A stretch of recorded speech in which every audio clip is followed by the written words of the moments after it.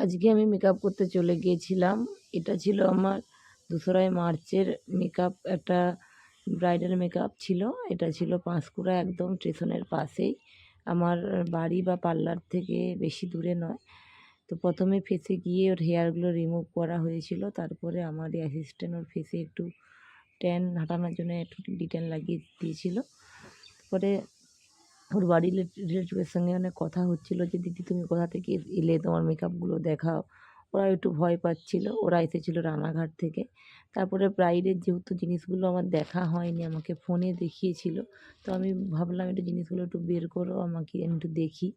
তো জিনিস গিয়ে দেখতে গিয়ে হঠাৎ দেখা গেল ও যে লেহেঙ্গা সেলাই করা নেই লেহেঙ্গা। তারপরে কোনোভাবে ওদের বাড়ির লোক আবার মার্কেটে গিয়ে, অনেক সন্ধ্যা হয়ে গিয়েছিল, যে লেহেঙ্গাটা আবার সেলাই করে আনার জন্যে। সেদিনকে আমাদের এখানে মার্কেট অফ থাকে।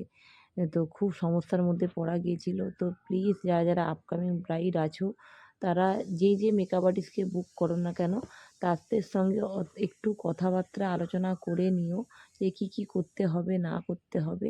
আর তুমি তোমার স্পেশাল দিনে কীভাবে লুক চাও, সেটাও মেকআপ আর্টিস্টের সঙ্গে একটু আলোচনা করে নিও, বা তাকে একটা কোনোরকম ছবি পাঠিও। তাহলে আমাদের কাজ করতে ভীষণই সুবিধা হয়। তো আমার যে ব্রাইড ছিল, ও ব্রাইডের হচ্ছে মানে এটা করতে দেবো না, সেটা করতে দেবো না, হ্যাঁ, কোনো রকম কিছু আমার সঙ্গে কনভারসেশন করেনি। মানে কী করবে না করবে নিজেই তো ঠিক করে উঠতে পারছিল না। তো আমাদের সত্যিই কাজ করতে ভীষণই অসুবিধা হয়েছিল। তো একবার ও বলছে আমাকে এরকম, আমার হেয়ারে কিছু করা যাবে না, এ করা যাবে না। তারপরে ওর বাড়ির লোক এসে বলল হেয়ারটা ঠিক হয়নি, আবার আমাকে হেয়ার খুলে ঠিক করতে হলো। তো ওই জন্যে আমাদের খুব কাজ করতে খুব দেরি হয়।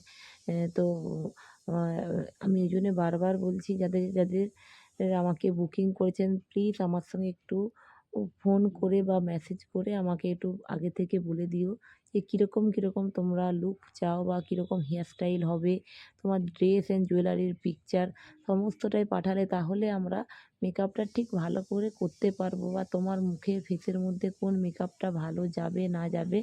হ্যাঁ, আর আমার ব্রাইডকে শেষ পর্যন্ত খুব ভালোই লেগেছিলো।